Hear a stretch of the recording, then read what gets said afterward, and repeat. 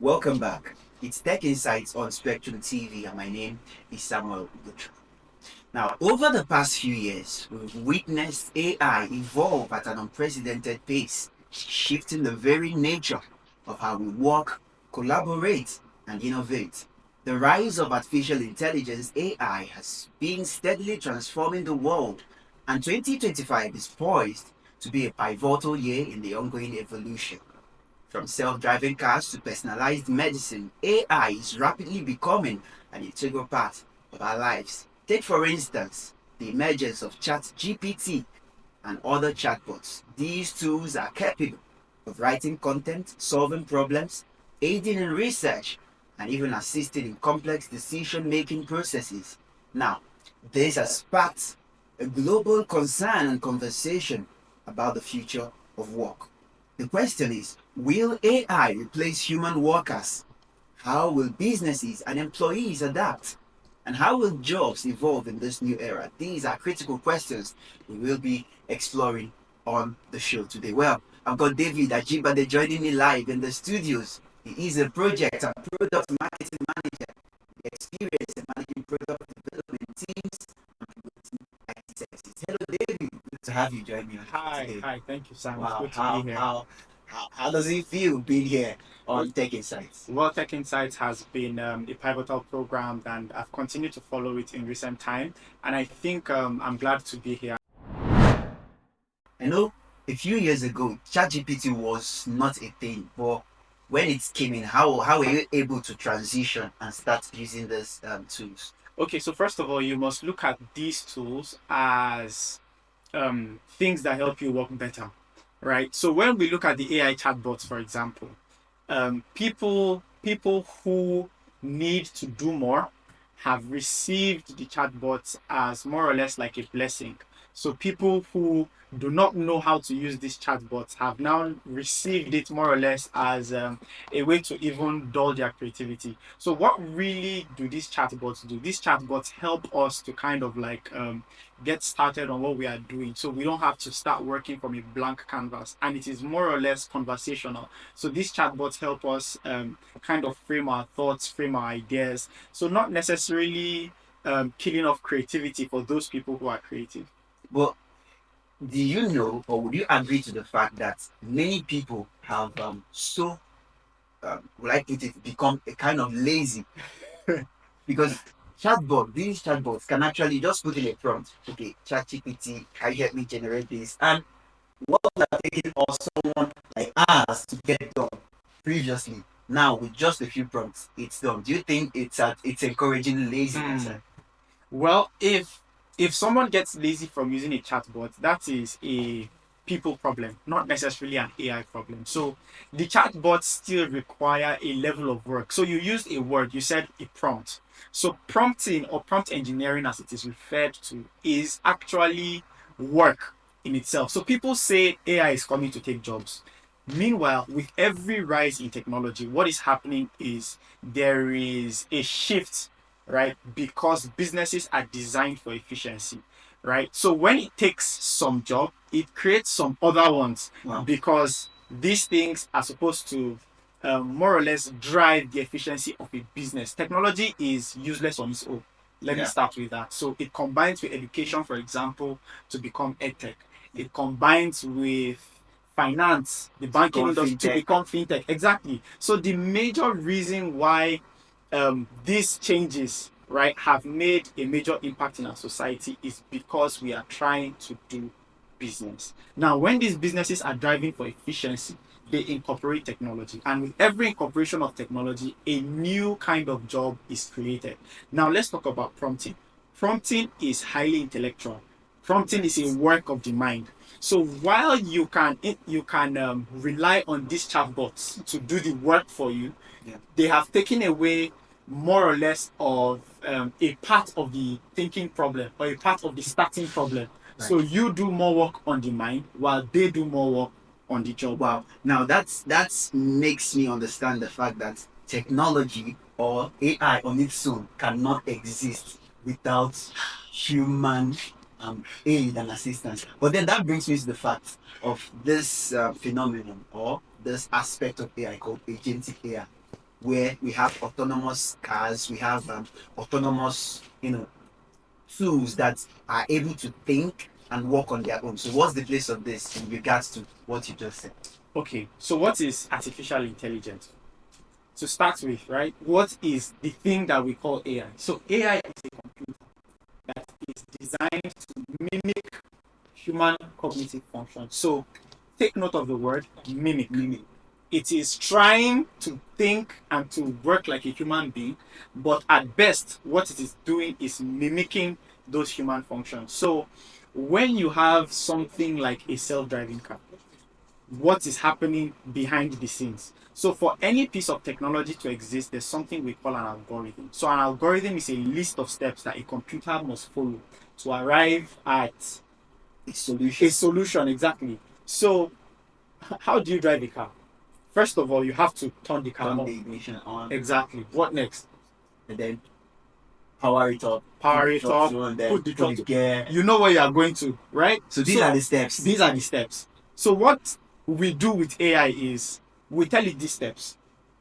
Maybe we make some changes to accommodate the fact that, for example, I know where I'm going, the computer does not. Okay. So if I tell the computer where I am going, right, it can now have access to things like location maps and all of that, and then follow that algorithm and take me to where I am. So at best, all of that is mimicking the human kind of intelligence. Remember, we call it AI, artificial intelligence. So it means there is a kind of intelligence that exists higher than that intelligence. So what it's doing at best, whichever way we use it, is mimicking the human intelligence. So for things like that, we just put in the algorithm and let it take us to where we want to go. Wow, David saying that it's more about AI mimicking the intelligence, the human intelligence, and then tweaking it and then going forward with it. But let's look at our conversation specifically. What are the type of jobs? What are the specific jobs that you think that AI, the advent of AI or AI dominance, is going to displace? The list is endless, and I don't even want to start listing for example, you mentioned prompt engineering. So prompt engineering is a full-time job. There are people employed in organizations today to sit down and think through what particular prompts will arrive at getting an artificial intelligent machine to get us to a specific place or to carry us to a specific destination. But the job list is endless. Remember, I mentioned efficiency, right? So it is not necessarily in the creation of new roles. What people should really be looking at is how can I take what I am already doing, infuse it with AI, and more or less do what I want to do with greater efficiency, as opposed to, okay, what new job is out there? Because whichever new role is out there would require you, whoever you are, to start learning a new skill from scratch. While this may be an option open to many people, it may not be open to so many other people, right? So the main focus, I think, should be what can I do to position myself and my business to a place where we can use AI. So yeah, I think you are trying to say that AI is on a fast pace, and all of us are trying to catch up with AI, Well, and we should do our best to try and catch up with AI. Is that what you're not necessarily catch up per se. We should learn how to live with it. So it's not going anywhere, to be honest. It is the future. So I noticed you even said individuals, which is good because you don't need to be giving this type of advice to businesses. Businesses who refuse to incorporate growing technologies into their models will eventually become extinct. Wow. I mean, ask Wow, Kodak, for take example. take that down. Businesses that refuse to incorporate AI will go extinct. I mean, ask Kodak. Kodak used to be Kodak, yeah, exactly, Kodak. but they refused digital technology. And where are they today? Ask Yahoo, for example, and all those things. So if you do not find a way to leverage the growing technology, to leverage the technology of the future now, if you can't see it, if you can't partner with it, it's just a matter of time, to be honest. So we are not giving that advice to businesses because eventually businesses catch up the vibe and they know what to do, right? But individuals, what I said is find a way to make sure that whatever you do can work with AI. Now, what are the skills? Wrapping this conversation up, what skills can I and individuals out there? What skills are we looking at that will help us be prepared and embrace this AI and work better with it? First of all, digital literacy. I like what the federal government is doing with the three entity Yeah, program. entity program. And so everybody needs to be in the face of a computer somehow, right? Everybody needs to have access to a computer. So everybody must find a way to make themselves comfortable. You know, once upon a time, you give somebody a computer and they are, this thing is it's not my thing, and they push it away from you while they stick to. But I mean, moving forward, everybody has to make sure that they are familiar with the basics of a computer.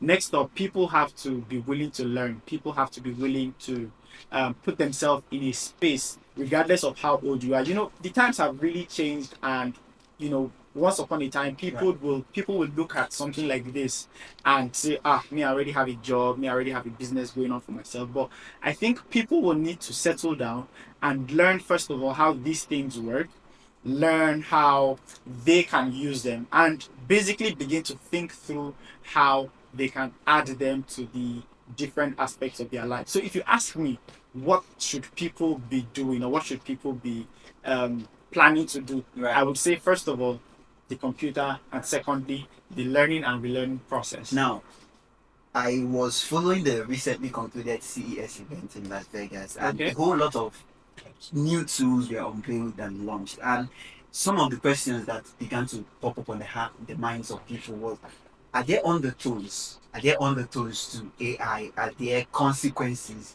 Is there a possibility that at some point these things can go out of hand? And then, those kind of things we see in movies, there's an alien invasion and all of that. Now, how can, are there policies around AI to keep it within control?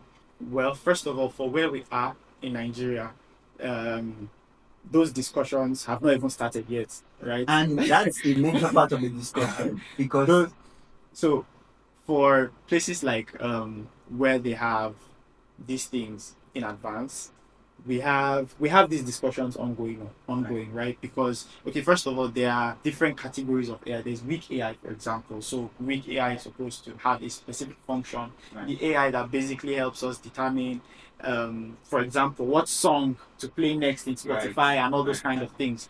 Then those are there's the basic the ones. basic AI. So of course, there's nothing to be afraid there. There's strong AI, and then there's super intelligent AI.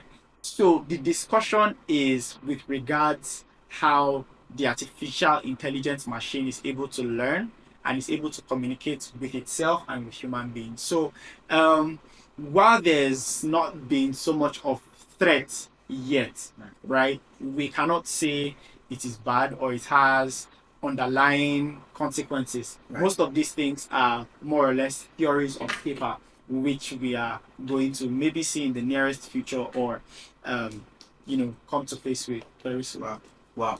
Such an interesting conversation it's been. And David has clearly pointed out all as it has to do with AI and its dominance, and of course the projections and the things that we are looking forward in the year 2025. But before we wrap up the conversation, what would Okay. be your parting shot on this issue?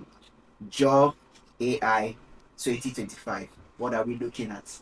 Okay, so in the year 2025, we're going to see a lot of changes, and a lot of them have already started. At the end of the year, there's this program we usually go for. It's a church program, and from the interface of how everything was happening, right, you could see that they had taken some steps. So the truth is, everybody is making those changes, and your refusal to pay attention to what is happening and what you can do to position yourself. The key word is position.